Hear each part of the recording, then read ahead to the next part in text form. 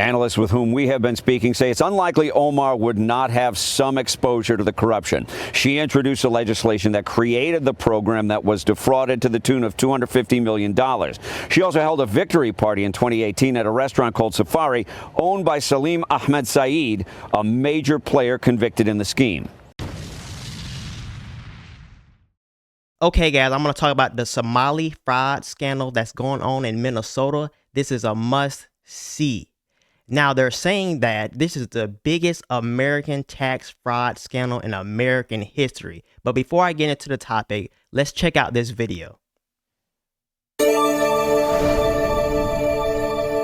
I'm national correspondent Kayla Gaskins in Washington. In Minnesota, a massive fraud scandal is gaining national attention. Federal prosecutors say at least $1 billion in taxpayer funds, money intended to feed children during the pandemic, was stolen in a widespread scheme. A $1 billion fraud scandal is shaking Minnesota politics and putting Governor Tim Walz on defense. Do you take responsibility for failing to stop this fraud in your state? Well, certainly I take responsibility for putting people in jail. Prosecutors say over $1 billion in taxpayer funds was stolen. Money meant to feed children, house the homeless, and treat those with autism. Those convicted so far are mostly members of Minnesota's Somali community, accused of billing the state for services that never existed. President Trump slamming Governor Walz for allowing this rampant fraud to happen on his watch. I think there's something wrong with him. Anybody that would do what he did, anybody that would allow those people into his state and pay billions of dollars out to Somalia.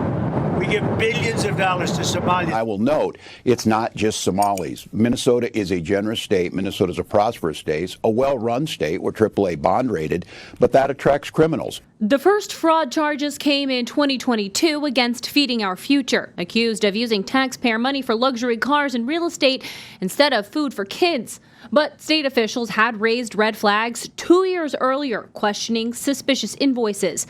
The New York Times reports the group pushed back, warning the state that delaying approval for minority-owned businesses would lead to a racism lawsuit. A later state audit found some officials were hesitant to crack down, fearing racism accusations in the post-George Floyd climate. Okay, guys, I want to pause the video right there because I wanted to look into something. Why would they have a problem with delaying approval of minority-owned businesses if fraudulent activity is going on? As a country, we have to stop putting skin color over what is best for this nation. We have a governor, a state governor, Tim Walz, that's refusing to put the brakes on government programs just because he doesn't want to piss off a few minorities.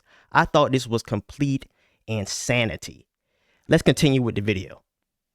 Fearing racism accusations in the post-George Floyd climate. House Majority Whip Tom Emmer is now calling on the Justice Department to investigate reports that money stolen from Minnesota through these fraud schemes may have been funneled into the hands of Al-Shabaab, a Somali-based terror group.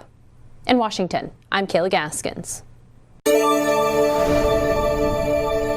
I'm Matt Gelka in Washington, where the president went on a disparaging rant against the Somali community in Minnesota this week as the state prepares for a new ICE crackdown. Immigration and Customs Enforcement launched an operation reportedly targeting Somali nationals in the Minneapolis-St. Paul region of Minnesota Wednesday. The new enforcement coming after the president ripped into the Somali community. I don't want them in our country, I'll be honest with you, okay? Somebody would say, oh, that's not politically correct. I don't care. I don't want them in our country. Their country's no good for a reason. Their country stinks.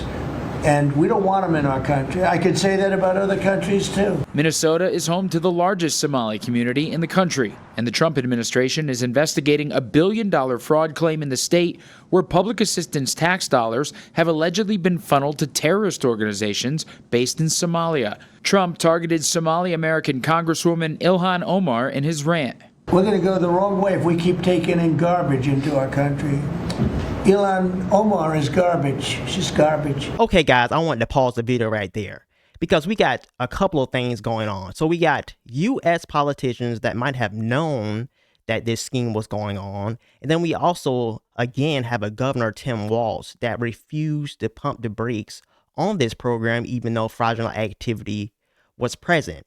Now, before I get into who I believe may have known that this scheme was going on, I want to get into something the video touched on earlier. That's Al-Shabaab. So what is Al-Shabaab? Let's take a look at this. Okay, so Al-Shabaab, whose name means the youth in Arabic, is a militant Islamist group operating primarily in Somalia. It has been designated a foreign terrorist organization by the U.S. government. Here's a summary of what the group is and its main objectives. Overview and goals. Affiliation.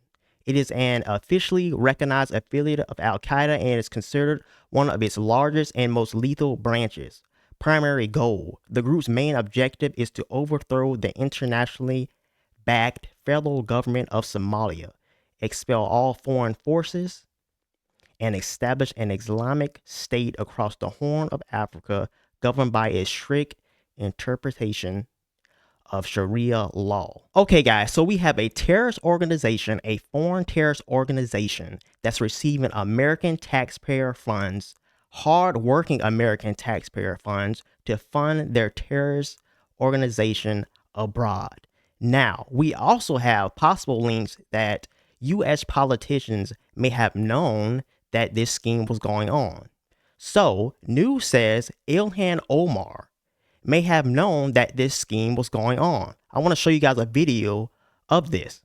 So 20 past the hour now on a Monday morning, the glare of the spotlight now falling on Democratic Congresswoman Ilhan Omar.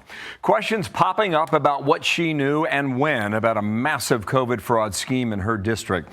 Talking billions, could be billions, at least 1 billion, could go higher. Mike Tobin's got more on that now. Mike, good morning to you. What do you have?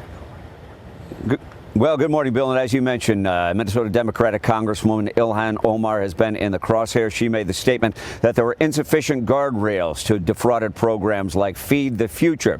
Speaking on Face the Nation, she defended against the fact that all but a handful of the suspects and convicts in this case are from Minnesota's Somali community. This also has an impact on Somalis because we are also taxpayers in Minnesota. We also could have benefited from the program and the money that was stolen.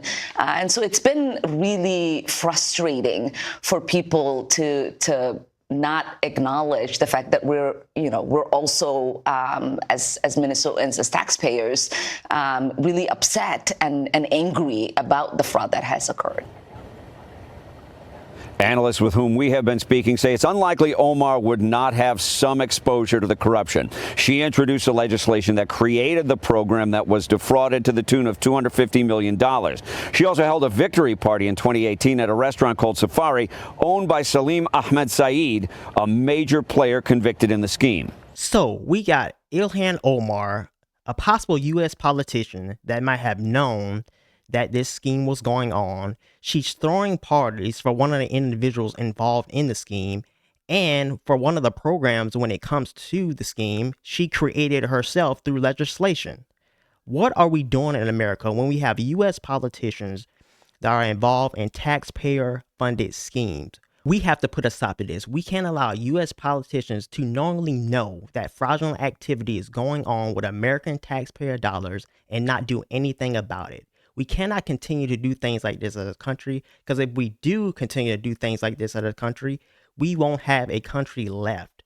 Whoever it was involved in the scheme, knowing about this scheme, they need to be prosecuted, locked up, and put in jail, even if that's a U.S. politician.